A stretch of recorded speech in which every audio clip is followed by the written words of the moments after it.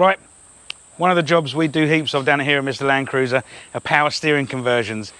And we sell heaps of them, and I'm always getting questions about how they fit. Questions about the fish plate, or where does this go, where does that go? Well, I've decided to do just a little video that we can put with the products, just to show how it's done at each incremental stage. So we have a HJ47 behind us with a 12HT inside it. Obviously, well, we at Mr Landcruiser strip the whole front of the vehicle off. It makes it a lot easier.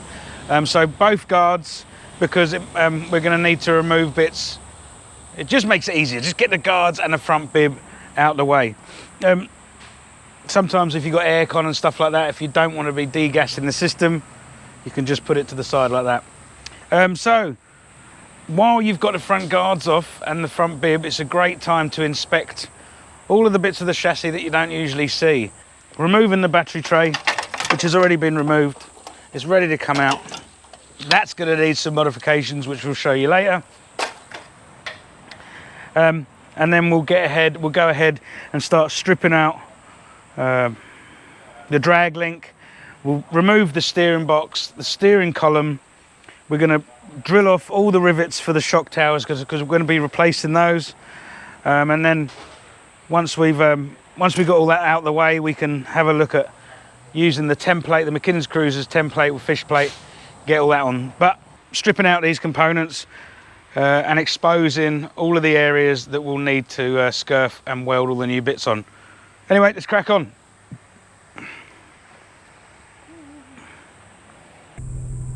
Right, so this is the bottom column bearing that's supplied with the kit.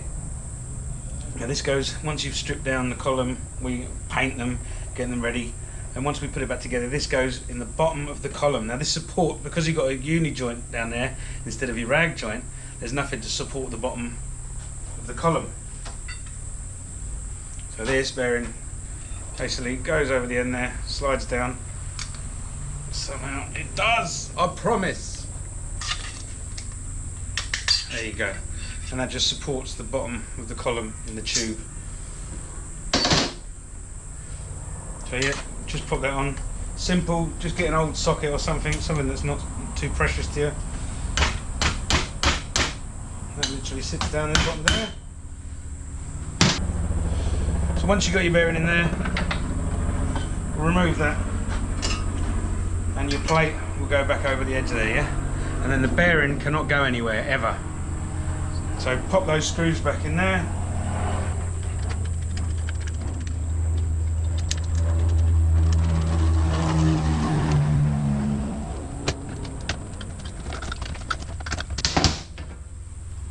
Once that's in there, your bearing's in there.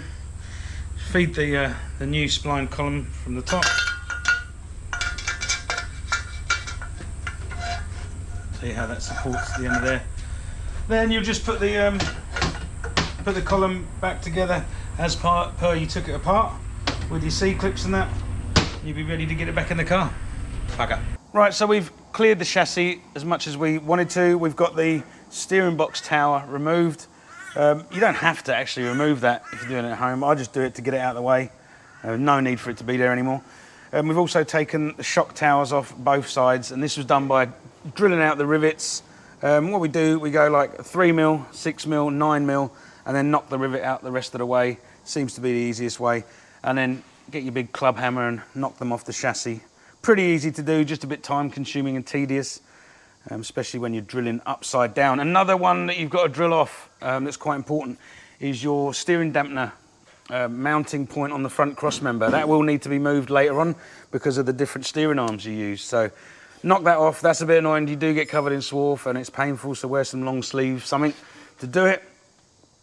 And yeah, once we got that, we've swapped the kingpin arms over to some 60 series kingpin arms to take the new ball joints, 70 series stuff, and we've got the new arm there just so we can maneuver it around the yard. So we're on to the fish plate now for the power steering box. Now this is the template that comes with it, with the McKinnon's fish plate kit. Pop that on there. It's nice and easy.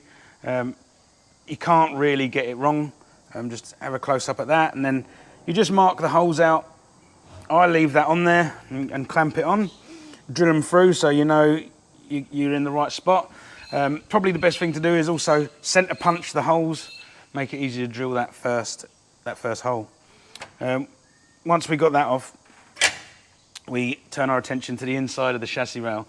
Now there's no need to take all of that material out of there. You just want to take it out where the bolts are going to be so you keep a bit of structure support underneath the fish plate, especially the way I do it, which is a little bit different from most people, I think. But that's it for now. We're going to cut out the inside of this chassis rail, ready for the fish plate and crush tube. I'll take you over to the steering box to show you what we do there.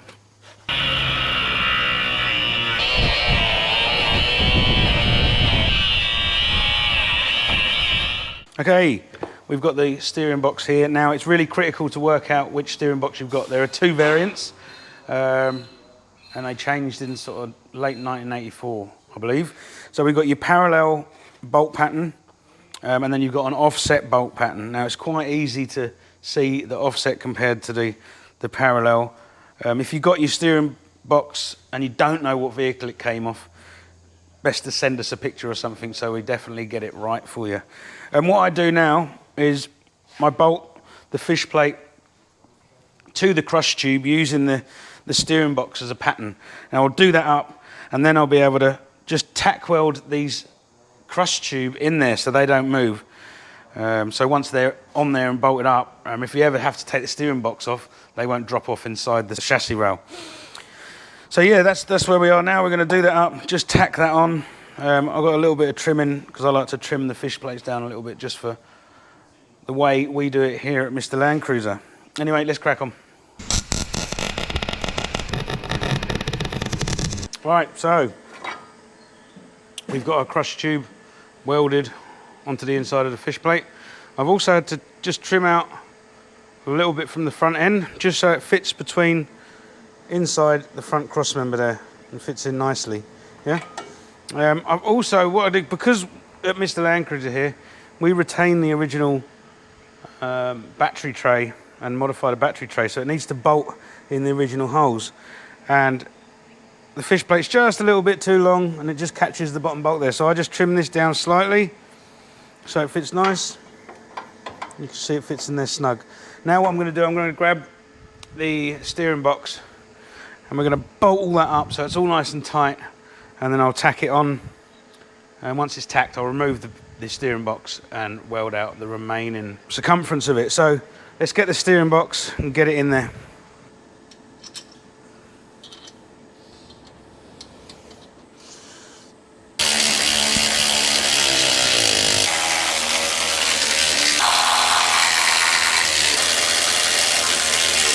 Right, so we've got our fish plate just tacked on there, but I don't want to weld that until I've got the shock towers ready. So these are the McKinnon shock towers. These are sided, so be careful. Definitely dummy them up and make sure that they're right before you start welding the hell out of them, because then you'll be in a world of pain. These little holes here on the shock tower line up with the rear shock tower, the top rear shock tower bolt that you've removed from drilling. So that goes on there, and you can use, I just had it, there it is. Use a screwdriver or something just to pop in there and that'll hold it in place. When you come to weld it, you'll just have to push it against the chassis like that. Right, so I've cleaned off both sides. What I'm going to do is just spray a little bit of a weld through primer on all the bare metal that I've exposed, and then we'll go ahead and weld all this out.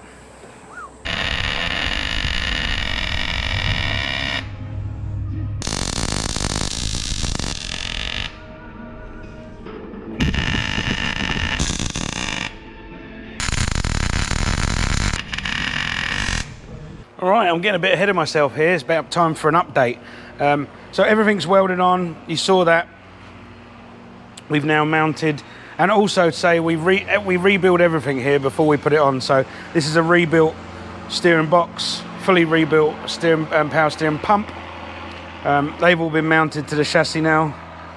For finals, we've got our collapsible intermediate shaft, or uni up there, which connects to the steering column that you saw go in earlier.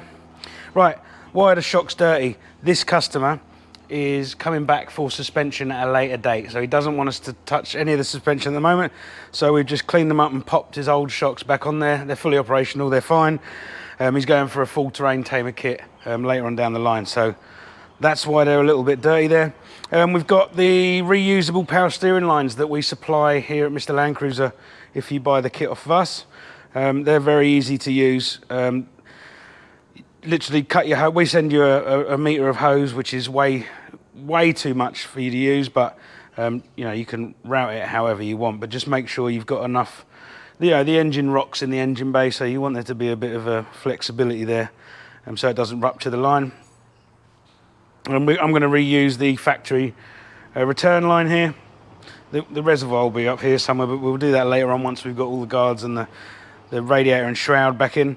I've had to quite heavily modify the battery tray. That's what we do here, to keep it in the same place and to reuse what you've got, so you don't have to purchase any other bits and bobs. We just cut some strength out of it and then reinforce it around the back here, just so it's tight. And then it's also got some 50x25 box section, just raising up the battery tray, so it clears the column at the back side here. So there's plenty of room going through there for the column to spin and for the battery to go on there. So it raises the battery up a little bit, but that doesn't matter at all with anything in the engine bay. That's pretty much where we are. The steering box is on there. We've reinforced the back of the steering box, just it doesn't, because he hasn't got the early 60 engine mount, so we had to make our own little support up, little L bracket on the back of the pump, just to reinforce that. And we put a set of new belts on it. He's actually got the wrong fan on here. This is a 60 series fan, so it's really close to the radiator. So I'm going to get on the phone to him later and say, look, let's swap it out for one of the 10 blade fans that we use here. That will bring it back away from the radiator, so you won't have any issues with water crossings or anything like that. Next, we're going to start putting the shroud and the radiator back in, but if you just... I've got some repairs. This is the radiator support. There's a lot of corrosion in there. I'm going to have to address this because it will just break further down the line. So I'm going to have to weld some supports in there or something, or cut it out and weld some new sections. Because this is a HJ47 support, they're getting a bit rare, so it's not as if you can just pick one up off the shelf. It's got to be repaired. That's it for now. We'll see you at the next stage. Right, so I've just done a simple repair on the bottom. Haven't gone too crazy, just a bit of 3mm steel in there. Just welded over the top of that thin area just to give it a bit of reinforcing. So that's all ready to go back in there. And then also, I've just been to the radiator shop and picked up the radiator where we've had the bottom outlet changed. So this is critical because the bottom outlet hits on the power steering pulley on the pump, so that has to be redirected up like that. And we've come up with, so we can still get the shroud in there, you come out away. Also, it's important to say that while it's at the radiator shop, they remove, because this is a second-hand radiator, not a new one, they remove the top and bottom tanks, clear it all out in there to make sure there's no debris in there, so it's got full flow for when we put it back in the vehicle. To do that for all of our radiators, we've also got those radiators on the shelf like that. So if you're doing a power steering conversion and you're not sure, or your radiator's shot, just phone up the boys here. They'll get you a radiator that's already been modified at the bottom there, ready for power steering. Anyway, let's get this radiator in. I'm just going to check the distance between the radiator and the fan. I'm not happy with it. I think I might have to change the fan. Right, we are all done. We've just run it up, checked for leaks. I've just got to mention a couple of things that I missed during the video.